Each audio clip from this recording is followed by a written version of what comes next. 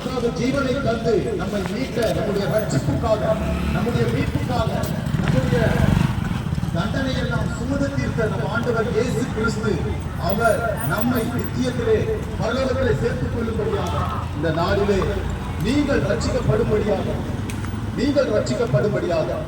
ஆண்டவர் இயேசு கிறிஸ்துவிடத்திலிருந்து நன்மைகளை பெற்றுக் கொள்ளும்படியாக, ஆசீர்வாதத்தை பெற்றுக் கொள்ளும்படியாக ஆண்டவர் இயேசுவிடத்திலே நாங்கள் உங்களுக்காக மன்றாடுவோம், உங்களுக்காக நாங்கள் ஜெபிப்போம். நாங்களும் அப்படிதான். நாங்கள் ஏதோ அனுபவிக்காததை, நாங்கள் இயேசுவிடம் பெற்றுக்கொள்ளாததை உங்களிடம் சொல்லவில்லை. ஆண்டவர் இயேசு கிறிஸ்துவிடமிருந்து நாங்கள் ஏராளமான நன்மைகளை ஒவ்வொரு நாளும் பெற்றுக்கொண்டே இருக்கிறோம். அவர் ஒரு நாளில் நானும் மிகுந்த ஒரு தீய வழியில சென்று கொண்டிருந்தேன். பாவ வாழ்க்கையில இருந்தேன். பாவம் எல்லாம் செய்துவிட்டு ஒரு நாள் நான் மரித்து விட வேண்டும், கற்பனை செய்து கொள்ள வேண்டும், என்னுடைய வாழ்க்கை முடித்துக் கொள்ள வேண்டும் என்று நான் போய்கொண்டிருந்தேன். பிறகு நம்முடைய வாழ்க்கை முடிந்துவிடும், மரணத்தோடு நம்முடைய வாழ்க்கை முடிந்துவிடும், நம்மை கேட்பவர், நம்மை பற்றி நினைப்பவர் யாரும் இல்லை என்று சொல்லி நான் எண்ணிக்கொண்டிருந்தேன். ஆனால் அதற்கு முன்பாக நம்மை படைத்த கடவுள் யார், நம்மை நேசிக்கிற என் தாயின் வயிற்றில் உருவாக்கிற கர்த்தர் யார், அந்த கடவுள் யார் என்று தேடின பொழுது இயேசு கிறிஸ்து அவர் எனக்கு வெளிப்பட்டார். அவர் என்னிடம் ஆண்டவர் சொன்ன ஒரு வார்த்தை என்னவென்று சொன்னால், நீ மனம் திரும்பினால் வாழ்வாய். அப்பொழுதுதான் என்னுடைய எல்லா விதமான கெட்ட பாவ பழக்க வழக்கங்களை விட்டுவிட்டு ஆண்டவர் இயேசுவிடத்திலே நம்பிக்கை வைத்தேன். இயேசுவை என் வாழ்க்கையிலே, என் உள்ளத்திலே நான் ஏற்றுக்கொண்டேன். இயேசு கிறிஸ்து எனக்கு மறுவாழ்வு அளித்தார், புது வாழ்வு அளித்தார். அன்றைய தினத்திலிருந்து இயேசு கிறிஸ்துவை நான் பின்பற்றின நாள் முதல் இந்த நாள் வரையிலே என் ஆண்டவர் இயேசு கிறிஸ்து என்னை வெட்கப்படுத்தவே இல்லை. ஒரு நாளும் அவர் கைவிடவே இல்லை. என் வாழ்க்கையிலே உயர்வை பார்த்தேன். நான் இயேசுவை அறிவதற்கு முன்பாக என் வாழ்க்கை சூனியம் குடித்த சாபம் நிறைந்த ஒரு வாழ்க்கையாக இருந்தது. சாபம் குடிச்ச ஒரு வாழ்க்கை வாழ்ந்தன. வேதனை, துன்பம் எனக்கு நிறைய இருந்தது. நிறைய நண்பர்கள் இருந்தார்கள், நிறைய ஃப்ரெண்ட்ஸுங்க இருந்தாங்க. ஆனா அவங்க எல்லாம் ஓடி போயிட்டாங்க. என்னுடைய வேதனையில என்னோடு கூட யாருமே இல்லை. நான் தனிமையில விடப்பட்டேன்.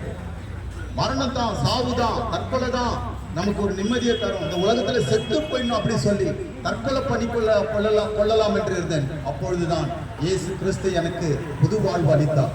ஆண்டவர் இயேசு கிறிஸ்து எனக்கு புது வாழ்வு அளித்தார். அதை நான் சும்மாக இந்த சத்தியத்தை, இந்த உண்மையை வைத்துக் கொண்டு சும்மா இருக்க முடியவில்லை.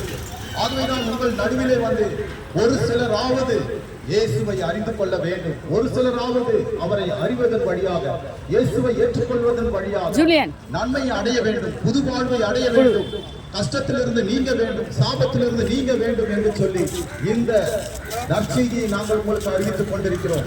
ஆண்டவர் இயேசு உங்களை அதிகமாக நேசிக்கிறார். நீங்கள் யாராக இருந்தாலும் உங்களுக்கும் உதவி செய்ய இயேசுவால் முடியும். உங்களுடைய கஷ்டத்தை மாற்ற ஆண்டவர் இயேசுவால் முடியும். ஆண்டவர் இயேசு கிறிஸ்து தாயை விட அதிகமாய் அன்பு செய்கிறவர் என்று சொல்லி வேதம் கூறுகிறார். உண்மையான அன்புக்குரியவர்களே, நம்மை அவர் அறிந்திருக்கிறார். நாம் வடிக்கக்கூடிய கண்ணீரை, நமக்கு உள்ளத்தில் இருக்கக்கூடிய எதிர்காலத்தை குறித்து இருக்கக்கூடிய எல்லா பயங்களையும் கவலைகளையும் அவர் அறிந்திருக்கிறார். அவர் நம்மை விடுவிக்க அவரால் முடியும். இயேசு கிறிஸ்து உங்களை அதிகமாய் நேசிக்கிறார். நீங்கள் யாராக இருந்தாலும் இயேசு கிறிஸ்து உங்களை அறிந்திருக்கிறார், உங்கள் பெயரை அறிந்திருக்கிறார், உங்களுடைய நிலைமையை அறிந்திருக்கிறார். உங்களுடைய கஷ்டங்களை அவரால் மாற்ற முடியும். உங்களுக்காகவும் இயேசு கிறிஸ்து தமது ஜீவனை தந்திருக்கிறார், ரத்தம் சிந்தி மரித்திருக்கிறார். உங்களுடைய பாவங்களுக்காக இயேசு கிறிஸ்து மரித்தார் என்பதை ஒரு நாளும் மறவாதிருங்கள். உங்களை நேசிக்கிற ஒரு தெய்வம் உண்டு என்பதை மறவாதிருங்கள். எந்த சூழ்நிலையில் இருந்தாலும் இயேசுவே எனக்கு உதவி செய்யப்பா என்று சொல்லி பாருங்கள். அதே சமயத்திலே நம் கடவுள், நாம் இப்பொழுது பாட கேட்டது போல, அவர் பரிசுத்தர். அவர் பாவமே அறியாதவர். அவர் ஒளியான தேவனாய் இருக்கிறார், ஒளியின் கடவுளாய் இருக்கிறார். அவரிடத்தில் இருள் எதுவும் இல்லை. பாவம் யாரும் சொல்லக்கூடாது. கடவுள் என்னுடைய பாவத்தை ஏற்றுக்கொள்வார். அவர் அவர் நம்மை நேசிக்கிறார். ஆனால் நம்மிடம் இருக்கக்கூடிய தவறை, நம்முடைய பாவத்தை அவர் விரும்பவில்லை. அவர் மனம் திரும்ப நம்மை அழைக்கிறார். உங்களை மனம் திரும்பும்படியாக ஆண்டவர் இயேசு கிறிஸ்து இந்த நாளிலே அழைக்கிறார். ஒருவேளை குடிக்கு அடிமையாக இருக்கிறீர்களா? ஒருவேளை நீங்கள் பலவிதமான போதைகளுக்கு, கஞ்சா போன்ற இந்த போதைகளுக்கு அடிமையாக இருக்கிறீர்களா? ஆண்டவர் மனம் திரும்பும்படியாய் அழைக்கிறார். பலவிதமான உலக இன்பங்களுக்கு அடிமையாக இருக்கிறீர்களா? விட முடியவில்லையா? இயேசுவை நோக்கி பாருங்கள். ஆண்டவர் இயேசு கிறிஸ்து உங்களை விடுவிப்பார். ஆண்டவர் இயேசு கிறிஸ்து சாபத்திலிருந்து விடுதலை தருகிற தெய்வம். உங்களை நேசிக்கிறார். நோயினாலே வேதனைப்படுகிறீர்களா? உடல் பலவீனம் இருக்கிறதா? எப்படிப்பட்ட கஷ்டம் இருந்தாலும் அவற்றிலிருந்து விடுவிக்க ஆண்டவர் இயேசு கிறிஸ்துவாலே கூடும். அவரால் கூடாத காரியம் ஒன்றுமில்லை. அவராலே கூடாத காரியம் ஒன்றுமில்லை. அவர் சர்வ வல்லமையுள்ள தேவன். அவர் மாமிசத்தில் வெளிப்பட்டார். நமக்காகத்தான் பரலோகத்திலிருந்து அவர் தமது மகிமையின் சிங்காசனத்தை விட்டு இறங்கி கடவுள் இந்த பூமிக்கு அவர் நம்மை தேடி வந்தார். நம் ஒவ்வொரு வரையும் மீட்கும்படியாய் வந்தார். ஆண்டவர் இயேசு கிறிஸ்துவின் வருகை மிக சமீபமாக இருக்கிறது. அன்புக்குரியவர்களே, மனம் திரும்புங்கள். உடைய எந்த ஒரு தீய பாவ பழக்க வழக்கங்களாக இருந்தாலும் ஆண்டவர் இயேசு கிறிஸ்துவிடத்தில் அறிக்கை பண்ணுங்கள். ஆண்டவரே, நான் சொன்னேன், இயேசுவே, நான் என் தவறுகளை எல்லா தவறுகளையும் எல்லா விதமான கெட்ட பாவ பழக்க வழக்கங்கள் என்னிடத்தில் இருந்தது. நான் ஆண்டவரிடத்தில் வந்தபொழுது அதை ஏற்றுக்கொண்டேன். இயேசுவே, நான் பாவி, என் பாவத்தை மன்னிங்க என்று சொல்லும் பொழுது ஆண்டவர் என் பாவத்தை மன்னித்தார். அதற்காகத்தான் அவர் ரத்தம் சிந்தினார். அதற்காகத்தான் அவர் பலியானார். சிலுவையிலே நம்முடைய பாவங்களை பரிகரிக்கும்படியாகத்தான், நம்முடைய பாவ சாபங்களிலிருந்து நம்மை விடுவிக்கும்படியாகத்தான் இயேசு கிறிஸ்து சிலுவையிலே மரித்தார். நமக்கு எவ்வளவு பெரிய பாக்கியம்! நம்மை நேசிக்கிற இவ்வளவு ஒரு அற்புதமான வல்லமை நிறைந்த ஒரு ஆண்டவர் இருக்கும் பொழுது நாம் ஏன் நம்முடைய கஷ்டத்தை அனுபவிக்க வேண்டும்? இந்த கஷ்டத்தை ஆண்டவர் பாதத்தில் இறக்கி வைப்போம். வேதம் கூறுகிறது, இதோ உங்களுடைய கவலைகளை, உங்களுடைய பாரங்களை இயேசுவின் பாதத்தில் இறக்கி வையுங்கள். அவருக்கு உங்கள் மீது மிகுந்த அக்கறை உண்டு. ஆண்டவர் நம்முடைய வேதனைகளை கண்டு காணாதவரை போல அவர் போய்விட மாட்டார். ஆண்டவர் இயேசு கிறிஸ்து ஒவ்வொரு நாளும் நன்மை செய்கிறவராய் சென்று கொண்டிருந்தார். அவர் தன்னையே நமக்காக அவர் ஒப்புக் கொடுத்தார். தமது ஜீவனையே நமக்காய் தந்தார். ரத்தம் சிந்தி மரித்தார். ரத்தம் சிந்துதல் இல்லாமல் பாவ மன்னிப்பு இல்லை என்று எல்லா வேதங்களும் கூறுகிறது. நாம் நம்முடைய ரத்தத்தை சிந்த வேண்டிய அவசியம் இல்லை. இயேசு கிறிஸ்து அவர் மாசற்ற ரத்தத்தை, பாவமற்ற பாவமில்லாத அவருடைய ரத்தத்தை அவர் நமக்காக சிந்தினார். ஆகவே நமக்கு பாவ மன்னிப்பு உண்டு, ரட்சிப்பு உண்டு. இந்த மரணத்திற்கு பிறகு ஒரு வாழ்க்கை உண்டு, நித்திய ஜீவன் உண்டு. அந்த நித்திய ஜீவனை ஆண்டவர் இயேசு ஒருவரே தர வல்லவர். அவரே ரட்சிப்பை தர வல்லவர். ஏன் என்று சொன்னால், பாவத்திற்காக சிலுவையில் மரித்த ஒரே தெய்வம் இயேசு கிறிஸ்து. பாவத்திற்காக சிலுவையிலே அவர் தன்னையே ஒப்புக் கொடுத்தார். ஆகவே நமக்கு பாவ மன்னிப்பு உண்டு. வேறு எதனாலும் நம்முடைய பாவம் மன்னிக்கப்படாது. என் அன்புக்குரியவர்களை அறிந்து கொள்ளுங்கள். நான் என்ன செய்தேன் என்று பாவம் மன்னிக்கப்பட வேண்டும் என்று சொல்லி என்னையே நான் துன்புறுத்தி கொண்டேன், என்னையே நான் கஷ்டப்படுத்திக் கொண்டேன். நான் ரத்தம் சிந்தினேன், ஆனால் அவற்றினால் என்னுடைய பாவம் மன்னிக்கப்படவில்லை. எப்பொழுது இயேசுவை நான் நம்பினேனோ, எனக்காக இயேசு மரித்தார் என்று நான் நம்பினேனோ, அன்றையிலிருந்து என்னுடைய பாவம் மன்னிக்கப்பட்டது. அன்றே என்னுடைய பாவங்கள் மன்னிக்கப்பட்டது.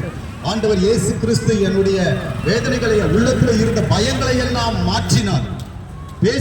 அடுத்த பக்கத்தில் இருக்கிற ஒருவரிடம் கூட என்னால் பேச முடியாது, அவ்வளவு பயம் ஆட்கொண்டிருந்தது. ஆண்டவர் இயேசு கிறிஸ்து என்னுடைய பாவத்தை மன்னித்து எனக்கு பொது வாழ்வை தந்தார். ஆகவேதான் நாங்கள் இந்த சத்தியத்தை, இந்த பேருண்மையை, இந்த நற்செய்தியை உங்களுக்கு அறிவிக்கிறோம். உங்கள் இதயத்தில் இயேசுவை ஏற்றுக்கொள்வீர்கள். இயேசுவே, என் இதயத்தில் வாருங்க அப்பா என்று சொல்லி பாருங்கள். உங்கள் உள்ளத்திலே ஆண்டவர் இயேசு கிறிஸ்து வந்துவிட்டால் உங்கள் வாழ்க்கையை நாம் சந்தோஷமாய் மாறும். பாவத்திலிருந்து விடுதலை, சாபத்திலிருந்து விடுதலை, எல்லா விதமான வேதனையிலிருந்து விடுதலை, எதிர்காலத்தை குறித்து பயத்திலிருந்து விடுதலை, எல்லா விடுதலையும் ஆண்டவர் இயேசு கிறிஸ்து நமக்கு தர அவர் ஆயத்தமாய் இருக்கிறார். உங்களை அதிகமாய் நேசிக்கிறார்.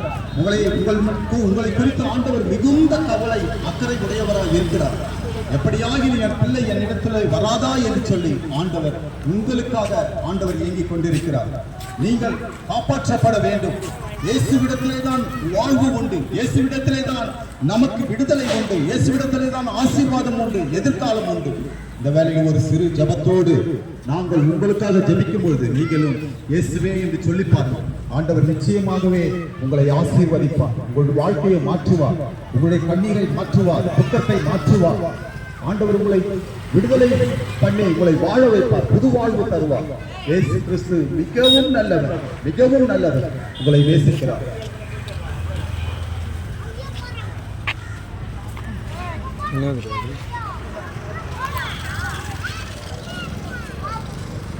எங்களை நேசிக்கிற நல்ல பிதாவே, நாங்கள் நன்றியோடு நாங்கள் ஸ்தோத்தரிக்கிறோம், துதிக்கிறோம் அப்பா.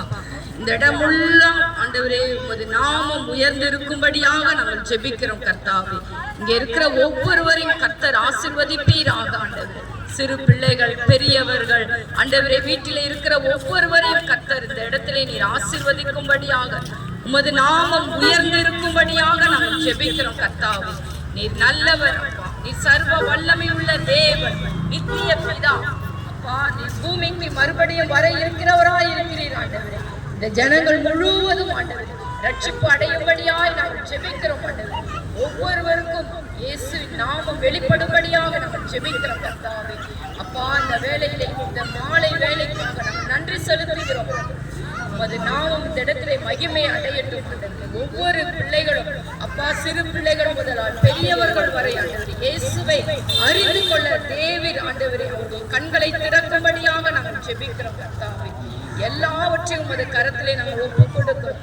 எங்கள் ஆண்டவர் இயேசு கிறிஸ்துவின் நாமத்தில் நாங்கள் ஜெபிக்கிறோம் நல்ல பிதாவே, ஆமென்.